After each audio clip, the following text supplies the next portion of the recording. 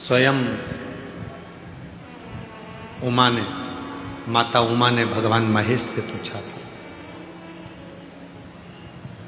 जिन भगवान महेश की संतति में आज भी महेश्वरी समाज को माना जाता है, उन्हीं उमा महेश संवाद करते हैं।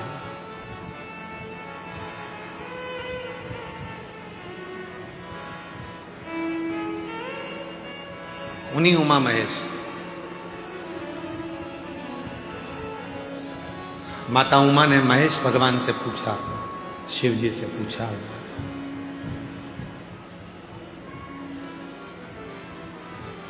आपकी और हमारी जो संतति होगी, आपका और हमारा जो वंश बढ़ेगा, जरा ध्यान देना इस प्रसंग पर।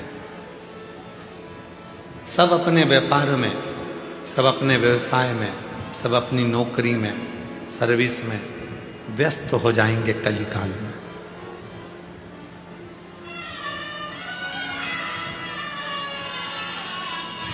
संसार का प्रत्येक मानव अपने अपने कार्य में लगा रहेगा, तब उस व्यक्ति वो अपने परिवार का भरण पोषण करेगा, अपने आप को संभालेगा, समाज को संभालेगा, घर को संभालेगा, कुटुंब को संभालेगा, परिवार को संभालेगा।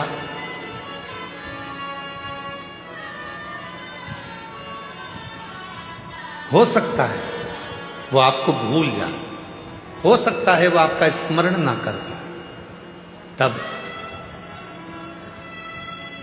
आप उस जीव को मुक्त कैसे करेंगे, उसके कार्य को सफलता कैसे देंगे, उसको फलित कैसे करेंगे।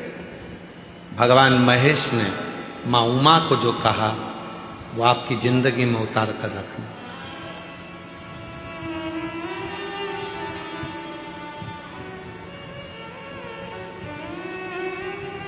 भगवान शंकर और पार्वती का जो रिश्ता है वह 51वें नंबर पर आता है।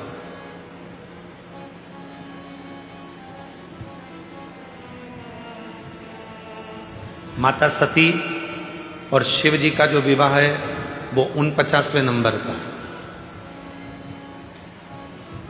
50वें नंबर में बीच में सती और पार्वती के बीच में एक भगवान शिव और माता पार्वती का, सती का प्रागट्य एक और हुआ है, जिसमें माता पार्वती जी कोयल बनी हैं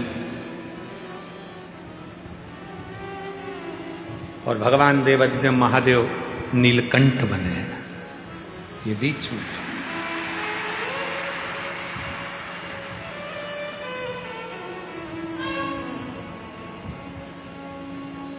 39वां नंबर है उमा महेश भगवान का संवाद। और उन संवादों में माता पार्वती जी ने पूछा कि जीव को मान लो तुम्हें भूल गया, तुम्हारा स्मरण नहीं कर पाया, तुम्हारा भजन नहीं कर पाया, तुम्हारे मंदिर तक भी नहीं पहुंच पाया, तुम्हें भूल गया, तुम्हारे मंदिर तक भी नहीं पहुंचा, तो उसकी गति कैसे होगी, उसकी मुक्ति, उसका कार्य सिद्ध कैसे होगा, उसको सफलता कैसे मिलेगी। तो जो भगवान महेश ने मां उमा को कहा, संपूर्ण जगत के लोगों को याद रखना चाहिए। भगवान महेश कहते हैं, उमा, संसार का मनुष्य यदि मुझे भूल भी गया कोई बात नहीं, मुझे भजना भी भूल गया, मेरा नाम भी भूल गया, मुझे नहीं भज पाया, मेरी औलाद, मेरी संतान यदि मुझे नहीं भज पाई, किसी के गले में अगर रुद्राक्ष पड़ा होगा या किसी के मस्तक पर तिलक लगा होगा, भस्म लगी होगी, त्रिपुंड लगा होगा, चंदन लगा होगा, कुंकू लगा होगा, या उसके गले में यदि रुद्राक्ष पड़ा होगा और ऐसा व्यक्ति भी उसके सामने से निकल कर चला जाएगा और उस रुद्राक्ष पहने हुए व्यक्ति का, बच्चे का, बूढ़े का, महिला का, पुरुष का, किसी का भी दर्शन अगर उस व्यक्ति को भी हो गया तो जितना फल रुद्राक्ष पहनने वाले को मिलेगा, उसका दर्शन करने वाले को भी उतना ही फल प्राप्त हो जाए, उतना ही फल प्राप्त हो जाए। एक रुद्राक्ष में कितना बल होता है, जरा ध्यान करिएगा। एक रुद्राक्ष